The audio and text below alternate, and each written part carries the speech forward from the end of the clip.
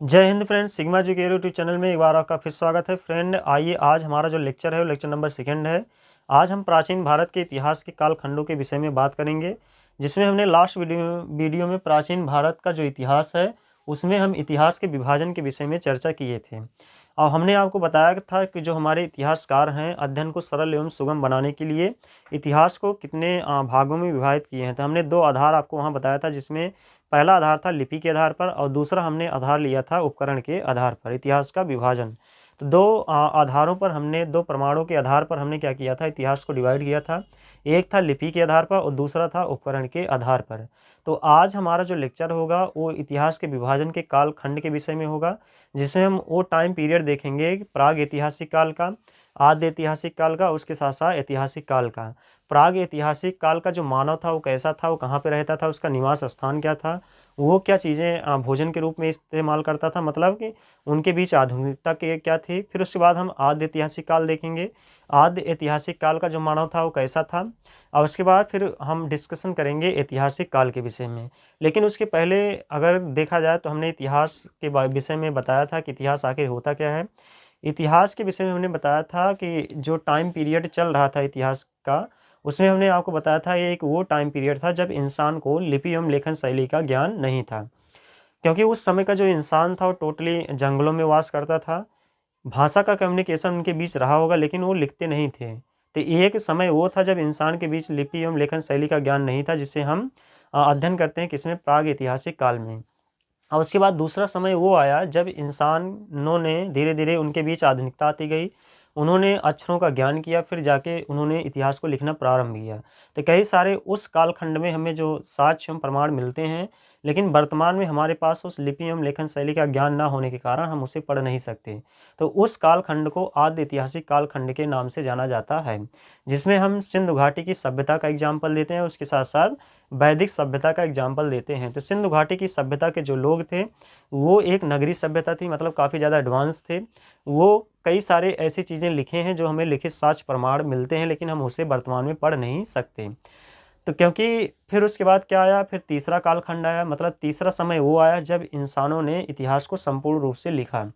और उसके साथ साथ जो चीज़ें वहाँ पे लिखी गई वो वर्तमान समय में हमारे पास जानकारी है, मतलब कि उस लिपि एवं लेखन शैली का ज्ञान हमारे पास है, तो उसे हम क्या कर सकते हैं, वर्तमान समय में पढ़ सकते हैं। और उस कालखंड को किस नाम से जाना जाता है, ऐतिहासिक के नाम से जाना जाता है। तो आज हम प्राग ऐतिहासिक काल, उसके साथ साथ आद्य ऐतिहासिक काल और ऐतिहासिक काल के समय की बात करेंगे कि कितना टाइम पीरियड इन तीनों ऐतिहासिक काल का था और इनका विभाजन किसके आधार पर किया गया है, लिपि एवं लेखन शैली के आधार पर किया गया है।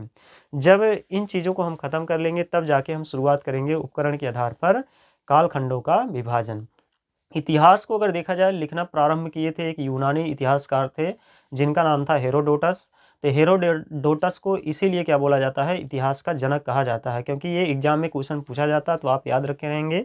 इतिहास के जनक कौन कहलाते हैं, हेरोडोटस, जो एक यूनानी इतिहासकार थे। इन्होंने सर्वप्रथम इतिहास को सरल एवं सुगम बनाने के लिए सर्वप्रथम लिखना प्रारंभ किया था। तो उसके बाद आइए फ्रेंड, आज हम इतिहास के विभाजन के कालखंडों के विषय में चर्चा करते हैं। तो आज का जो हमारा टॉपिक होगा वो इतिहास के विभाजन के समय पर होगा, और जिसमें हम लास्ट वीडियो में आपको बताए थे कि जो लिपि के आधार पर इतिहास का विभाजन है वो कितने कालखंडों में किया गया है, 3 कालखंडों में किया गया है। तो लास्ट वीडियो में हमने लिपि के आधार पर लिपि के आधार पर इतिहास का विभाजन, लिपि के आधार पर इतिहास का विभाजन। तो लिपि के आधार पर इतिहास का विभाजन हमने लेक्चर नंबर 1 में आपको बताया था कि लिपि के आधार पर इतिहास को कितने कालखंडों में विभाजित किया गया, 3 कालखंडों में विभाजित किया गया है। पहला जो कालखंड था उसे बोलते हैं प्राग इतिहास, अथवा इसी को बोला जाता है प्रागैतिहासिक काल, अथवा इसे क्या बोलते हैं, प्रागैतिहासिक काल कहते हैं। और दूसरा जो लिपि के आधार पर विभाजन किया गया था वो था आद्य ऐतिहासिक काल। क्या कहा जाता है, आद्य ऐतिहासिक काल कहा जाता है। तो आद्य ऐतिहासिक काल, तो दूसरा कालखंड था आद्य ऐतिहासिक काल। और तीसरा जो विभाजन हम किए थे उसे बोलते हैं ऐतिहासिक काल। ऐतिहासिक काल। जो हमारे इतिहासकार हैं उन्होंने लिपि के आधार पर कालखंड को कितने वर्गों में विभाजित किया है? 3 कालखंड। मतलब कि एक वह समय जब इंसान को कोई लिपि एवं लेखन शैली का ज्ञान नहीं था, तो उस समय का इंसान इतिहास को लिखता नहीं था। ठीक है, तो उस कालखंड का अध्ययन किसके आधार पर किया जाता है? पुरातात्विक साक्ष्य के आधार पर किया जाता है। और उस कालखंड को प्राग इतिहास अथवा प्राग ऐतिहासिक काल, जिसे प्री हिस्ट्री के नाम से जाना जाता है। और दूसरा कालखंड है आद्य ऐतिहासिक काल, इसी को बोला जाता है प्रोटो हिस्टोरिकल पीरियड। और प्रोटो हिस्टोरिकल पीरियड का जो इंसान था उसे लिपि एवं लेखन शैली का ज्ञान था, लेकिन उन्होंने इतिहास को लिखना प्रारंभ किया, इतिहास लिखा भी, लेकिन वर्तमान समय में उन चीज़ों को हम पढ़ नहीं सकते क्योंकि उस शैली एवं लिपि का ज्ञान हमारे पास नहीं है। उसके बाद तीसरा कालखंड आया जिसे बोला जाता है ऐतिहासिक काल। इस कालखंड का जो इंसान था वो काफ़ी ज़्यादा एडवांस हो चुका था। उसने बहुत सारी लिपियों का इस्तेमाल किया है इतिहास को लिखने में, और कई सारे हमें प्रमाण ऐसे मिलते हैं जिसे वर्तमान में हम पढ़ नहीं सकते हैं। और उसका सबसे बेस्ट एग्जाम्पल क्या था? सिंधु घाटी की सभ्यता। सिंधु घाटी की सभ्यता में जो साक्ष्य प्रमाण हमें मिले हुए लिखित साक्ष्य के रूप में, उसे हम वर्तमान में नहीं पढ़ सकते हैं क्योंकि वो सारे साक्ष्य हमें जो मिले हैं किस रूप में मिले हैं? चित्रात्मक रूप से मिले हुए हैं। ठीक है, तो इन सब चीज़ों को हमने लास्ट वीडियो में आपको बताया था। तो आज हम डिस्कशन करेंगे प्राग ऐतिहासिक काल, जिसे बोला जाता है प्रोटो हिस्टोरिकल प्री हिस्ट्री कहा जाता है अथवा प्री हिस्टोरिकल पीरियड के नाम से जाना जाता है। तो चलिए फ्रेंड, आज हम टाइम पीरियड को डिवाइड करेंगे। तो पहला हम अध्ययन करते हैं क्या? प्राग ऐतिहासिक काल, जिसे बोला जाता है प्रोटो हिस्ट्री। ठीक है, तो आज हमारा जो टॉपिक है वो क्या है? प्राग ऐतिहासिक काल। तो आज का हमारा जो टॉपिक है वो क्या है? प्राग ऐतिहासिक काल। तो प्राग ऐतिहासिक काल के विषय में अगर बात किया जाए तो जो प्राग ऐतिहासिक काल है, तो लास्ट वीडियो हमने आपको बताया था कि प्राग ऐतिहासिक काल का जो मानव था वो लिपि एवं लेखन शैली के विषय में जानकारी नहीं रखता था। मतलब प्राग ऐतिहासिक काल के इंसान को लिपि एवं लेखन शैली का ज्ञान नहीं था। और ये याद रखे रहना, प्राग ऐतिहासिक का जो टाइम पीरियड था, समय मतलब कि इसका समय आप याद रखे रहेंगे कितना था प्राग ऐतिहासिक काल का? तो ये था प्रारंभ से 3000 BC तक। मतलब कि प्रारंभ से लेकर 3000 BC तक जो टाइम पीरियड था उसे बोला जाता था प्राग ऐतिहासिक काल अथवा प्राग इतिहास कहते हैं। और इसे अगर संपूर्ण रूप से देखा जाए तो कितना टाइम पीरियड हमारे इतिहासकारों ने लिखा है? 2.6 मिलियन से 3000 BC तक। मतलब कि 2.6 मिलियन से लेकर 3000 BC तक जो समय था उसे बोला जाता था प्राग ऐतिहासिक काल अथवा प्राग इतिहास के नाम से जाना जाता था। मतलब कि प्राग ऐतिहासिक काल का जो समय पीरियड है वो क्या है? प्रारंभ से लेकर 3000 BC तक। और जितने भी आप इतिहास की बुक देखेंगे उसमें कुछ ना कुछ आपको डिफरेंट मिलेगा। कुछ इतिहासकार मानते हैं 3000 BC से ना होके 5000 BC तक था, लेकिन आप याद रखे रहेंगे प्राग ऐतिहासिक काल का जो टाइम पीरियड है वो 2.6 मिलियन से लेकर 3000 BC तक था। और इसी प्राग ऐतिहासिक काल को जानते रहना किस नाम से जाना जाता था? पाषाण काल के नाम से। मतलब कि प्राग ऐतिहासिक काल को, इसमें पहला पॉइंट लिखेंगे प्राग ऐतिहासिक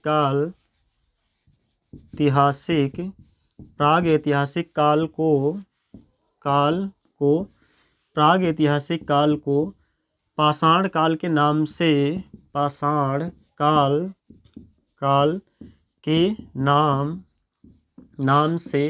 जाना जाता है। मतलब कि प्राग ऐतिहासिक काल को पाषाण काल क्यों कहा जाता है? प्राग ऐतिहासिक काल को पाषाण काल अथवा स्टोन एज इसलिए कहा जाता है क्योंकि इस कालखंड का जो इंसान था, इस कालखंड का जो मानव था, वो टोटली याद रखे रहना किन चीज़ों का इस्तेमाल करता था? पत्थरों के औजार का इस्तेमाल करता था। इसीलिए प्राग ऐतिहासिक काल का जो मानव था, प्राग ऐतिहासिक काल के मानव को किस नाम से जाना जाता है? पाषाण काल के नाम से जाना जाता है, स्टोन एज के नाम से जाना जाता है, क्योंकि इस समय का इंसान पत्थरों के औजार का इस्तेमाल करता था। इसीलिए हम क्या बोलते हैं? पाषाण काल कहते हैं।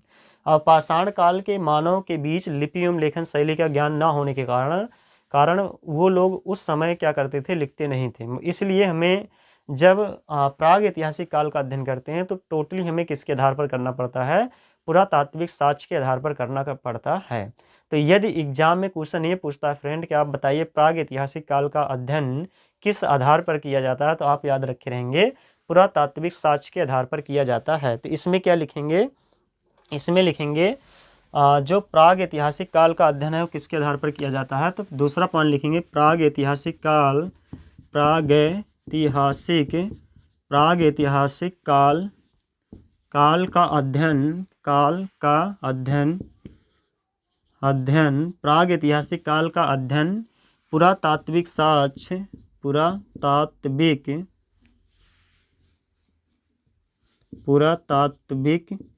तात्विक साक्ष्य के आधार पर, पुरातात्विक साक्ष्य के आधार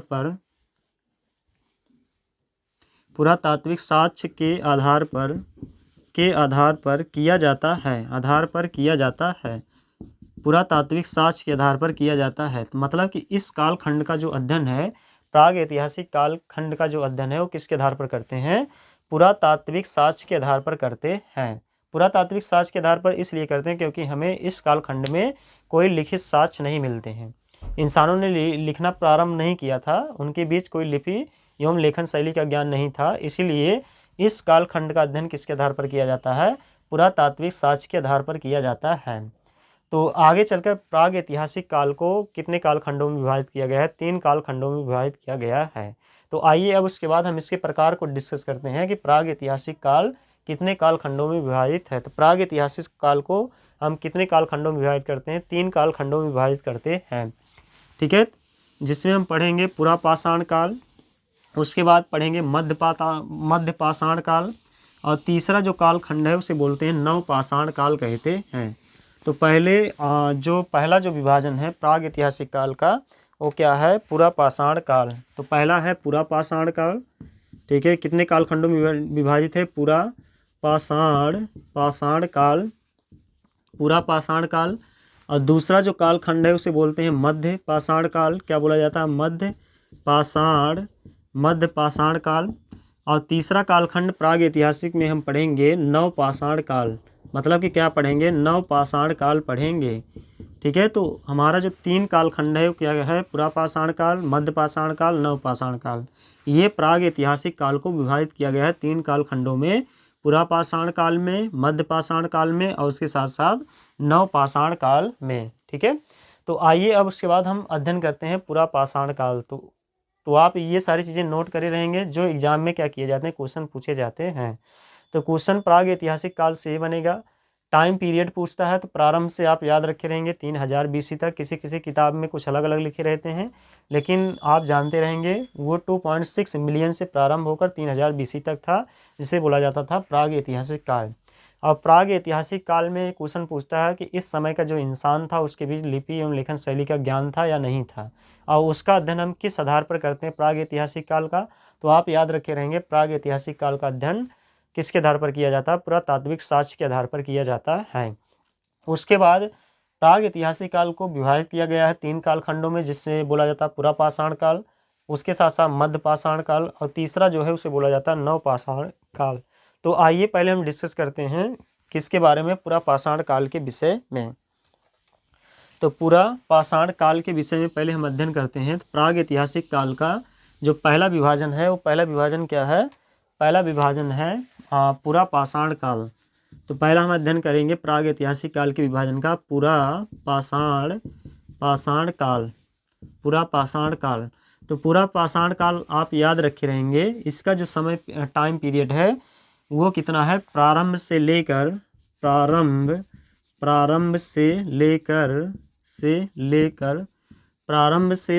10,000 BC तक, 10,000 BC तक। मतलब कि प्रारंभ से लेकर 10,000 BC तक जो समय था वो क्या है, पुरापाषाण काल।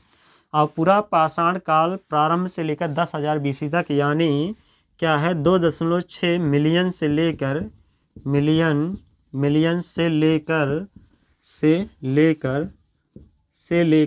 कितना, 10,000 BC।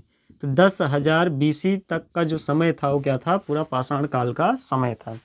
तो ये टाइम पीरियड आप याद रखे रहेंगे फ्रेंड, कितना है 2.6 मिलियन से लेकर कितना 10,000 BC।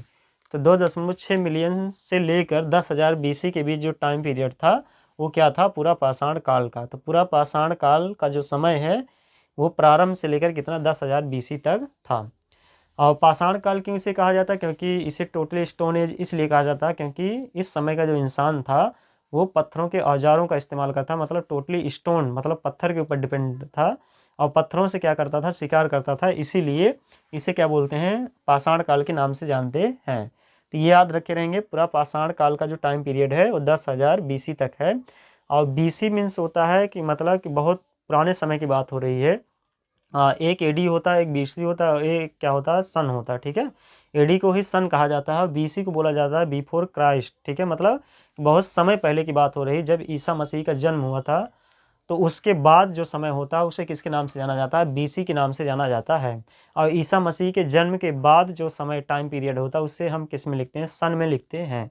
कि मतलब कि हम बहुत समय पहले की बात कर रहे हैं, उस समय जब इंसान कहाँ रहता था, जंगलों में रहता था और शिकारी संग्रह करता थे। और ये लोग क्या करते थे, शिकार करते थे और शिकार करके अपना जीवन क्या करते थे, यापन करते थे। और इनका जो निवास स्थान था वो कहाँ था, गुफाओं में, मतलब गुफाओं में रहते थे और जानवरों का शिकार करते थे और टोटली सीधे समझ लो आदिमानव थे। तो पूरा पाषाण काल में इंसान किस टाइप का था, आदिमानव टाइप का था, जो टोटली जंगलों में रहता था और उसके साथ साथ शिकार करता था। तो इसमें क्या लिखेंगे, इस काल के लोग, तो पहला पॉइंट लिखेंगे इस काल के लोग, इस काल के लोग शिकारी संग्रह करता थे। मतलब कि इस समय के जो लोग थे पूरा पाषाण काल के, वो क्या करते थे, शिकार पर डिपेंडेंट रहते थे। मतलब कि वो शिकार करते थे और उसे भोजन के रूप में इस्तेमाल करते थे और उसी से अपना जीवन क्या करते थे, यापन करते थे। तो आप याद रखे रहेंगे, पूरा पाषाण काल के जो इंसान थे वो टोटली क्या करते थे, शिकार के ऊपर डिपेंडेंट रहते थे। और उसके साथ लिखेंगे इस समय के लोग, दूसरा पॉइंट लिखेंगे इस समय के लोग पत्थरों के औजार का